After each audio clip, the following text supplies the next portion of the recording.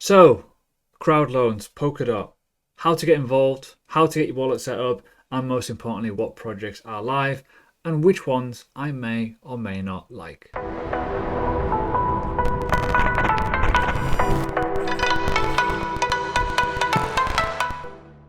Hi everyone, welcome to the channel. If you're new, subscribe, hit that bell button and leave a like. It majorly helps. Please get this channel moving. Anyways, let's talk about crowd loans. I have contributed to a few of them. If you want to find out which ones, I have them in my Patreon. There's also going to be a full run through in terms of the end of this week of which ones I have jumped into, in case you don't want to wait too long. Anyways, this video is going to be simple. I'm going to explain what a crowd loan is. I'm going to explain how to get involved in it. And I'm going to do a little overview on each individual asset, what's currently live right now, and the ones that are coming, so you can kind of get a gist, brief overview, not a full balls deep breakdown. Anyways, if you are thinking, I want to get involved in this, I want to share with you a little bit of narrative. A crowd loan is essentially this. It's simple. It's a crowd of people loaning some funds, Polkadot in this case, to a project. They do not have control of it. They cannot do anything with it. It is given back to you within 2 years, pretty much, right? Makes sense? Cool. So when we go to the screen, I'll show you what's currently live and how much money is actually locked up. It's a lot. This is going to basically make a scarcity effect for Polkadot. Why? You're probably wondering. Because a lot of it will be locked up for 96 weeks. Huge. We're already seeing the effect with Calamari. We're going to see the same effect with Polkadot. It'll be very, very exciting. Now, in terms of all that, you need to do your research because yes, you cannot get your money back, i.e.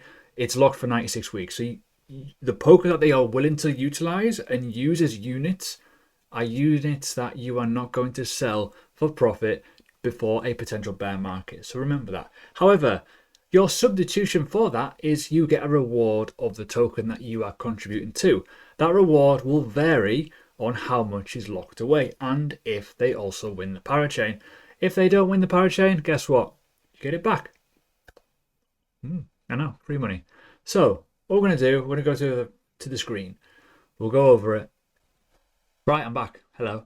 So on the screen, as you can see, you can imagine all systems go. It's pretty crazy. However, you don't have to rush to these because the market allocations for these are huge, which I will show you in a minute. Now, how does it work? How to get involved? You're probably wondering the beckoning question. Let's keep it simple.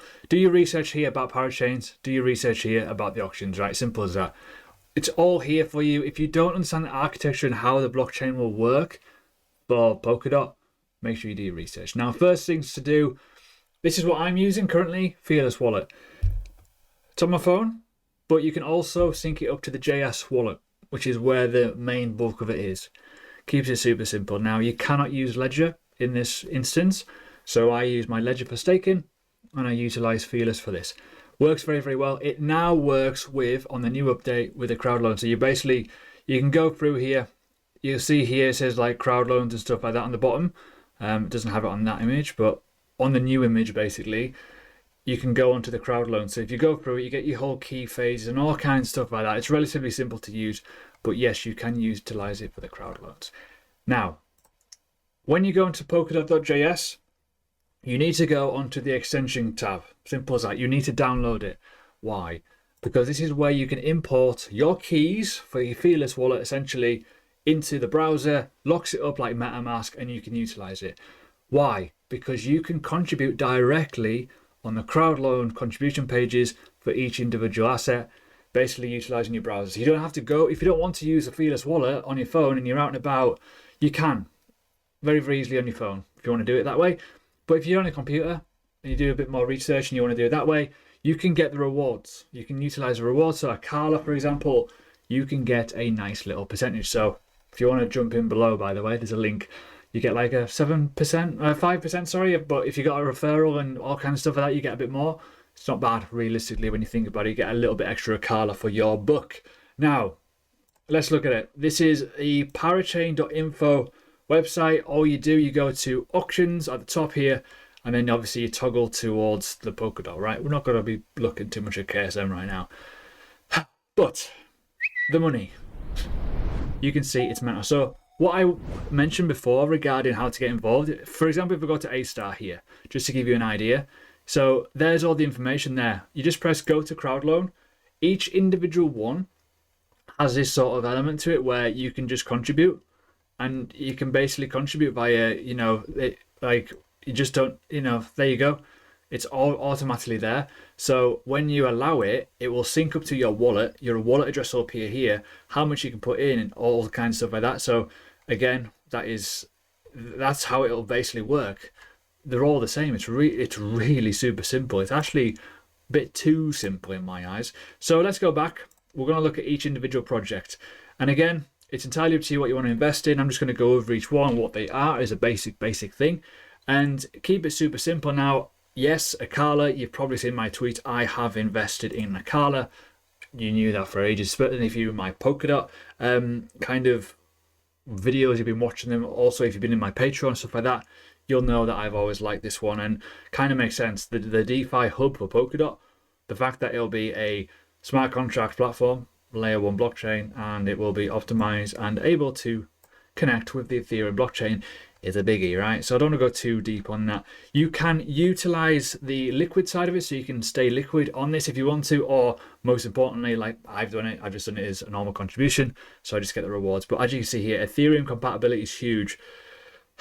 What, 90% of the DeFi world is on Ethereum. So it's going to be interesting to see how this goes. And this will be an absolute game changer in terms of fees, in terms of speed, in terms of scalability, all kinds of stuff. And already we've got Karura already live on the Kusama blockchain.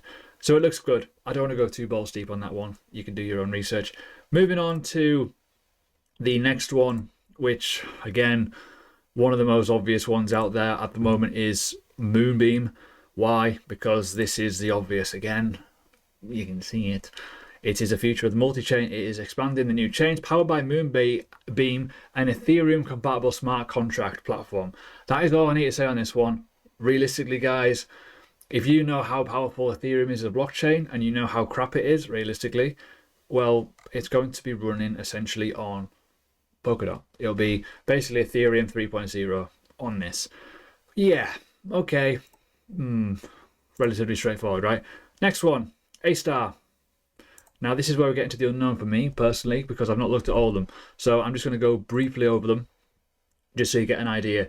And if you knew this anyway, this was formerly Plasma Network, multi-chain for the dApp hub. So essentially, very, very similar in terms of like how Ethereum will run. So you can see here supporting Ethereum, WebAssembly, dApp staking, and layer 2 solutions. So this could be pretty meaty as well. Again, a layer 1 blockchain with smart contracts, utilizing the whole world. So I'm pretty sure that this is partnered with, let me just have a little look. Yes, it is the relative project of Shiden. I've mentioned this on my channel before. Just wanted to make sure I got the numbers right and the names right. This is already running on Kusama Network as Shiden. This is the big one. This is the, wow, the backers are ridiculous, on the element of Polkadot ecosystem. So again, you can see why these layer 1 blockchains are getting a lot of hype right now, for obvious reasons. This is going to, in my opinion, blow Ethereum out of the water in a weird way, but it's going to also help Ethereum in a way, but also Ethereum is going to help Polkadot, in my opinion, because they're going to be all connected to it. So that is very, very simple. Smart contracts are mega. Now, Parallel. Again. Oh, I pressed the wrong button there. Sorry. I don't do edits. There we go. Back on the main one. So again, this one is relatively new, probably unknown to a few people. Again, DeFi. Personally, I'm not going to be invested in this one. A bit of a spoiler alert. Reason being because obviously Acala, I don't want to go too balls deep onto any smart contract platforms, certainly if it's DeFi.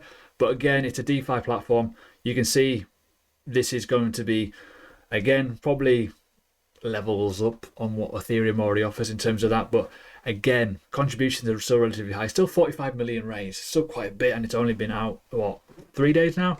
And the backers are pretty good. So again, when we're looking at overall sentiment of the market, DeFi is huge. And, we could interestingly see the likes of Acala, the likes of Parallel versus Aave, Compound, other exchange-based DeFi platforms as well out there, which could be of interest. Moving on to the next one, Litentry, if I can say it right. This is a weird one. This is more about identification and stuff like that. this is a bit different. So it may tickle your boots in terms of user-centric world blockchain, a network that supports cross-chain aggregated identities built on substrate, ready for Polkadot and stuff like that. So again, fully decentralization, community governed, which is always important, blockchain powered and privacy focused. So this is all for identification purposes. So it's a little bit different. But yeah, this may tickle your boots, it may not. But again, pretty decent partners already, pretty decent backers. You can probably tell they've got huge backers already. They are mad as projects. Bear with me. There we go. Remove some of them tabs. Boom. Next one. I've not looked at this fully yet, but I've heard good things. Basically, relative project is Calamari. If you want to have a little look at that, check it out. They recently won a parachain not too long ago on the Kusama. And as you can see here, we are talking about cool things. Giant Squid Game, cool.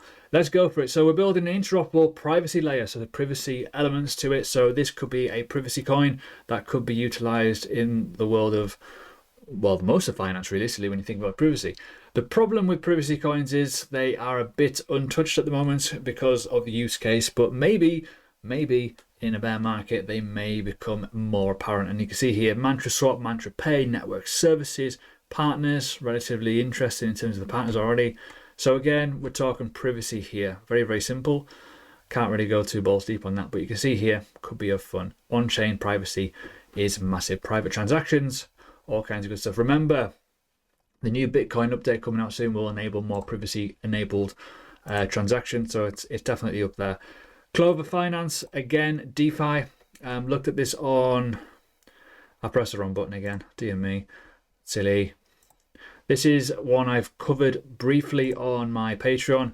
This, as you can see, a foundation layer. I've actually changed the website since I've done it. You can see here, you know, cross-chain compatibility, but there's a lot of this in regards to the fact of, you know, DeFi and stuff like that. So you can see here, huge element on the Ethereum virtual machine, gas fees, all kinds of good stuff, and obviously the wallet side of it. So there's a lot here. So in terms of the token and stuff like that, the ecosystem, you know, this is relatively big. So this is more like the world of finance as such, not so much just DeFi alone. So there's different elements to this that you can build your own dApps on it. You can do all kinds of good stuff on it as well. But you can see here, layer 1 blockchain, smart contract platform, multi-chain, DeFi hub. It's everything. This could be an interesting one, and a cross-chain wallet as well. So in terms of use case, you've got like 4 there already. So again, you can utilize some of the products here. You've got dApp marketplace. You've even got NFT support as well. Swaps, the lot. So this one could be of interest too. Personally, I'm not going to be invested in that one, but I can see high hopes for it, even though it started off pretty slowly on the parachain auctions. SubDAO, moving on. Keeping it super simple. I don't want to go too ballsy because you'll fall asleep. I'm not going to put any not subtitles, what they're called, things at the bottom. SubDAO doesn't really tickle my boots, this one, I'm afraid. This is mainly like an infrastructure for, you know, decentralized organization, which is what a DAO is. But at the same time, though, it could be of interest. The website's a bit meh, but you never know. Websites tend to come later on, certainly on stuff like this, but they are looking to earn government tokens and, you know, do your voting and stuff like that. And yeah, a DAO's... no, I'm not really that. Personally, I'm not interested in this.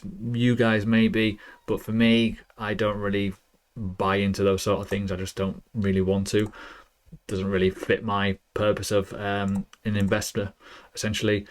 Centrifuge, this one looks relatively interesting. This is like a real world asset element to it. So this is pretty cool. So real world DeFi, unlocking liquidity for real assets. Now, real world assets such as property, such as valuable goods, could be interesting. Total locked up, already 37 million. And you can see here like cars, you know, documents, music, rights, all kinds of stuff like that. So this could be of interest, but you got to think as a blockchain as well, this can get pretty clunky. You know, the element, so you see here, powered by Ethereum, bridge with Polkadot and built on substrate. So this element here with the bridge will enable this to utilize and be worked better, because you think how many digital assets are out there in the world right now, it gets pretty clunky. Look at NFT platforms as an example. So I don't want to go too balls deep in this one and get confused, but if you've got a lot of assets and a lot of people utilizing it, it's going to get very, very clunky very, very fast. Bridging it with Polkadot and utilizing substrate, which is a less bloaty platform, will be very, very good. Darwinian, a one that I'm not too, it's all right, more for the meta space side of stuff. So Web3 cross-chain bridge hub, got a bit of everything. Smart contract platform, interoperability, for example, obvious examples here. User base, pretty good. But the element of this is a bit of everything, realistically, like the other ones I've just kind of mentioned, a bit of everything. If you look onto here, you know, a cross-chain multi-bridge hub designed for multiple things, essentially, right? So you can see here, huge bridges. So this could be interesting, as you can see here, for DeFi, for NFTs, gaming, all kinds of good stuff. So you can see how powerful, as I've said before in this video, this could be as an overall system anyways for utilizing the Polkadot ecosystem. However, for me, probably not going to be one I'll probably look at realistically, but it's entirely up to you if you're into that. But this is a bit more on the side of, you know, the gaming speak in terms of what it can be built on. So we may find a few little gamer things on that one. Could be of interest. Lastly, almost lastly, we're nearly there. This is a one that has taken my interest personally. I do like the look of it. Why? For obvious reasons. Metaverse. This is a way to make things very, very fast and efficient. I like it. Efinity. This is where the alpha is. Look at that. Imagine minting your NFTs and stuff like that on that network. Ooh, that could be of interest. Don't want to go too balls deep into it, but it's kind of obvious. It is built by Engine. It's an NFT platform, essentially, you know, for the whole metaverse, which is important. If you can mint things faster and more efficient and also cheap, it's going to be, in my opinion, standing out from a crowd. So you can see here how that could be of real interest to a lot of people and already an existing user base with Engine. And finally, Equilibrium. Let's look at this one.